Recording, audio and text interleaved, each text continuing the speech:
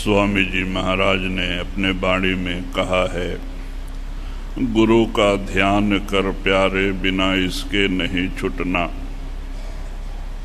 कहते हैं सुमरन के साथ साथ सदगुरु का ध्यान भी बहुत जरूरी है। क्यों? सुमरन से मन निर्मल होता है, सदगुरु के ध्यान से चित्त निर्मल होता है। क्योंकि हमारे दोनों आँखों के बीच में 4 अंतःकरण हैं, मन, बुद्धि, चित्त, ममकार।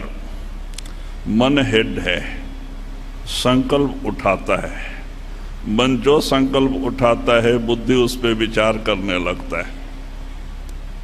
बुद्धि में जो विचार चलने लगता है, चित्ररूपी कैमरा उसका फोटो ला के अंदर खड़ा कर देता है। भाई, जो चीज हमने देखा है उसका फोटो आएगा, और जो चीज नहीं देखा है उसका फोटो नहीं आएगा। तो कहते हैं चित्ररूपी कैमरा है, वो फोटो ला के सामने खड़ा कर देता है, और उसी का रूप हो जाना, उसी चिंतन का रूप हो जाना ही ममकार, और उसका प्रभाव मन पे बढ़ जाता है। जो भी सोचते हैं भला या बुरा, उसका प्रभाव मन पे पड़ता है। तो वो इसीलिए कहते हैं सुमरन से मन निर्मल होता है, सदगुरु के ध्यान से चित्त निर्मल होती है। तो इसके लिए सुमरन के साथ साथ सदगुरु का ध्यान भी बहुत जरूरी है। लेकिन ध्यान टिकता नहीं। क्यों? गुरु का स्वरूप निर्मल होता है, हमारा चित्त मलिन है, और मलिन जगह में वो निर्मल स्वरूप टिक नहीं पाता है। आता है जाता है, आता है जाता है। हम उसको बिठाने के स्वरूप को स्थिर करने की कोशिश करते हैं, स्थिर नहीं हो पाता है। लेकिन जैसे जैसे सुमरन से मन निर्मल होएगा, साथ साथ चित्त भी निर्मल होएगा, तो गुरु का स्वरूप अपने आप स्थिर होने लगेगा, एकदम स्थिर हो जाएगा। लेकिन इसके लिए सुमरन और ध्यान की सतत जरूरत है। तो सुमरन के साथ साथ सदगुरु का ध्यान की भी जरूरत है। तो कहते ध्यान भी उतना जरूरी है जितना सुमरन है।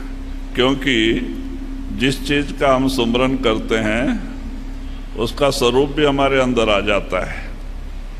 तो कहते हैं हम गुरु का दिया हुआ नाम सुमरन करने से गुरु का स्वरूप आना चाहिए, और उसको देखते हुए सुमरन करना सुमरन और ध्यान है। तो लेकिन संत मत के अंदर फोटो का ध्यान निषेध है कि हमें गुरु का स्वरूप खड़ा नहीं होता, बोल के हम फोटो को सामने रख के और उसी स्वरूप को बिठाने की कोशिश करते हैं, वो अच्छा नहीं है। संत मत में फोटो का ध्यान निषेध है। कहते हैं फोटो का ध्यान करना, मूर्ति की पूजा करना दोनों बराबर है, और संत कभी इसकी इजाजत नहीं देते। हमें गुरु के उसी स्वरूप का ध्यान करना चाहिए जो हमने प्रत्यक्ष देखा है। दर्शन के समय में, सत्संग के समय में, नामदान के समय में, जो भी स्वरूप को हम प्रत्यक्ष संतों के देखे होते हैं, उसी स्वरूप को अंदर बिठाने की कोशिश करना चाहिए। फोटो का ध्यान नहीं करना चाहिए। फोटो जड़ है, चाहे किसी का भी हो, वो हमारे अंदर आएगा तो आपकी मदद नहीं करेगा, आपसे बात नहीं करेगा। लेकिन प्रत्यक्ष गुरु का ध्यान करेंगे तो आपकी मदद करेगा, और समय पे आपसे बात भी करेगा। तो कहते हमें गुरु के जीते जागते स्वरूप का ध्यान करना चाहिए, कभी फोटो का ध्यान नहीं। फोटो तो दिया जाता है याद के लिए कि हमारे गुरु ऐसे थे, दादा गुरु ऐसे थे, वो महाराज ऐसे थे, खाली याद के लिए, पूजा करने के लिए या तो ध्यान करने के लिए नहीं। संत इसे इजाजत नहीं देते। तो हमेशा हमें गुरु के उसी स्वरूप का ध्यान करना चाहिए जैसे हमने चलते फिरते देखा है, या तो सत्संग के समय में देखा है, नामदान के समय में देखा है। उसी स्वरूप को अंदर बिठाने की कोशिश करनी चाहिए, लेकिन फोटो का नहीं। तो इसके साथ साथ सुमरन पे ज़्यादा जोर देना है, क्योंकि सुमरन संत मत की पहली सीढ़ी है। अगर आपका सुमरन पक जाएगा, यानी अपने आप चलने लगेगा, यानी जाप अजपा हो जाएगा, तो आपका काम बन जाएगा। लेकिन पहले सुमरन करना पड़ता है। इसीलिए तो सोमनाथ महाराज ने भी अपने भजन में लिखा है, जिद्दई करके सिद्धई होना, मन के हारे हार न जाना, जैसे सुरमा ठामे ठाम, मेरो मन क्यों न बजे सतनाम। मन के साथ लड़ाई लड़ना। मन भाग जाता है, समय पाता है, दुनिया की तरफ भागता है, दुनिया के चिंतन में। उसको पकड़ के लाओ, सुमरन से जोड़ो, वो समय मिला भाग जाता है। हमें पता भी नहीं चलता मन कहाँ घूम रहा है। हम आँख बंद करके बैठे होते हैं, मन कहीं और घूमता होता है। वो घर में गया है, नहीं तो दुकान पे गया है। हम आँख बंद करके बैठे रहते हैं, कोई फायदा नहीं। तो कहते मन को पकड़ के सुमरन से जोड़ के रखना, तो मन को दूसरी तरफ जाने का मौका नहीं मिलेगा, मन निर्मल होएगा। मन को छोड़ के जो भजन करेंगे तो फायदा नहीं मिलता है। कबीर साहब ने भी इशारा दिया है, पंडित लोग भी सुमरन करते हैं, हाथ में माला घुमाते हैं, मुंह में राम राम कहते हैं, लेकिन मन न माला में होता है न राम में, वो कहीं और भटकते होते हैं। कबीर साहब ने कहा ना, माला तो कर में फिरे, जिह्वा फिरे मुख माई, मनुआ तो 14 फिरे, यह तो सुमरन नाई। हाथ में माला घुमाते हैं, मुंह में राम राम करते, और मन जो है कहाँ कहाँ भटकता है। वो न राम में रहता है न माला में रहता है। तो ऐसा सुमरन से क्या फायदा? ये सुमरन का तरीका नहीं। सुमरन मन की प्रीति है, मन से सुमरन चलना चाहिए। धीरे धीरे पहले जबान से करते हैं, लेकिन धीरे धीरे मन से चलता है, जिसको अजपा कहते हैं। फिर आप किसी से बात भी करते रहो तो मन सुमरन से लगा रहता है।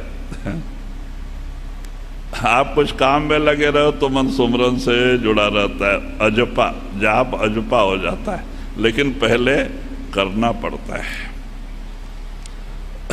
तुलसीदास ने रामायण में भी कहा है, करत करत अभ्यास के जड़मत हो तो सुजान। अभ्यास करते करते करते एक जड़ जीव भी ज्ञानी महात्मा बन जाता है, लेकिन अभ्यास करना पड़ता है, करे बगैर नहीं होता है। हम सोचते हैं नहीं महाराज दया कर देंगे तो हो जाएगा। अरे भाई, संतों की दया हो गई, जब उन्होंने नाम दे दिया तभी दया हो गई।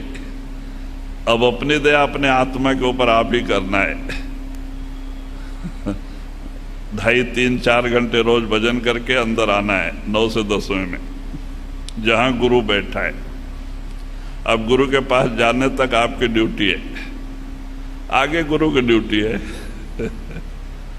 हम हमेशा कहते हैं, एक 3 साल के बच्चे का नाम लिखवा देते हैं स्कूल में, तो नाम लिखाने से उस बच्चे की जवाबदारी बढ़ जाती है। अब क्या है, खेलना कूदना, दोस्तों की दोस्ती, माँ बाप का संबंध सब छोड़ के जाके स्कूल में बैठना पड़ता है उसको। अब बच्चा जब स्कूल में जाके बैठता है तो बच्चे की ड्यूटी समाप्त है, तो आगे टीचर, गुरु की ड्यूटी है, टीचर की ड्यूटी है उसको पढ़ना या ना पढ़ाना। महाराज जी कहते थे, जो बच्चा रोज रोज क्लास में जाता है, अगर वो फेल भी हो जाता है तो नाम किसका खराब होता है? टीचर का। लड़के का नहीं। क्यों? लड़का रोज क्लास में जाता है, कैसे फेल हो गया? टीचर ने बराबर पढ़ाया नहीं। ऐसे ही नाम लेने से हमारा काम खत्म नहीं हो गया, नाम लेने से हमारी जवाबदारी बढ़ गई। हमने क्यों नाम लिया? अपने आत्मा का उद्धार के लिए, इस दुख से छुटकारा पाने के लिए, इस जन्म मरण के चक्कर से छुटकारा पाने के लिए गुरु के पास गए। गुरु ने हमारे ऊपर दया किया, उन्होंने शब्द से हमारे आत्मा को जोड़ दिया, बड़े बड़े कर्मों को भी अपने ऊपर लेके काल को हिसाब दे दिया। अब शब्द रूप में आपके अंदर वो बैठे हैं, आपका रास्ता देख रहे हैं, आप अंदर आओ। लेकिन हम अंदर जाने के लिए तैयार नहीं, हम तो बाहर मुख होके मौज बाहर दुनिया में मस्त हैं।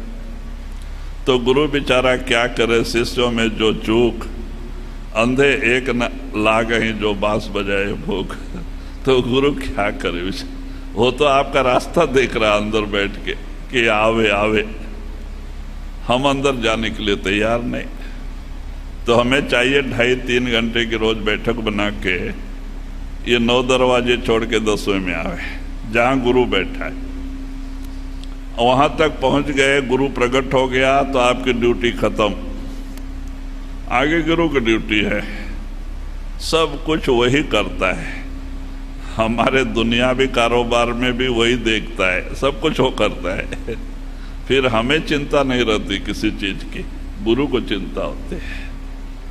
वो हर जगह हमारी मदद करता है, वो मदद के करने के लायक हो जाता है। लेकिन जब हम गुरु के पास ही नहीं पहुंचते हैं तो मदद किसको करें? गुरु जब से नामदान देता है 10वें दरवाजे में बैठा है, तो गुरु किसको मदद करे? तो इसीलिए नाम लेने के कारण से हमारी जवाबदारी बढ़ गई। अब हमें 2.5-3 घंटे की बैठक बना के ये 6 चक्कर पार करके 7वें में आना, स्कूल में जाना हम सब की ड्यूटी है। आगे गुरु की ड्यूटी है, वो सब कुछ देख लेगा, दुनियावी कारोबार में भी हमारी मदद करेगा, हमें कोई कमी नहीं रहेगी। क्यों? वो दाता है, वो अपनी सारी बरकत लेके आपके अंदर प्रकट हो जाता है, हमारी सारी आशा तृष्णा खत्म हो जाती। तो कहते भाई, इसीलिए सुमरन ध्यान दोनों जरूरी है। 5 नाम का सुमरन जो संतों ने दिया है, ऊपर के मंडल के मालिक के नाम हैं, वो पवित्र हैं, जो कभी अवतार लेके दुनिया में नहीं आए हैं, वो पवित्र हैं, उनका नाम पवित्र है, जिसके सुमरन करने से हमारा मन निर्मल होता है। वो कोई देवी देवताओं का नाम नहीं दिया उन्होंने, ऊपर के मंडल के मालिक के नाम जपने के लिए दिया। उसके सामने मंत्र तंत्र और कोई मलिन आत्माएं टिक नहीं सकती। अगर कोई भूत प्रेत मलिन आत्माएं रहती भी हैं, जहां सुमरन चलता वहां भाग जाती है छोड़ के, वो जगह छोड़ के भाग जाती है। क्यों? वो नाम ऊपर के मंडल के मालिक के नाम है, वहां ऐसी वैसी कोई आत्माएं टिक नहीं सकती। तो इसीलिए चाहिए कि हम रोज रोज सुमरन और सद्गुरु का ध्यान करें, तो जिससे हमारा चित्त और मन दोनों निर्मल हो। तो समय बहुत अच्छा है, सवेरे हम सो के उठे होते, हमारा मन शांत होता है, और शांत मन ही ध्यान के लायक होता है। हमें इससे फायदा उठाना चाहिए। हम आंख बंद करके सुमरन और ध्यान से जुड़े। राधा सा।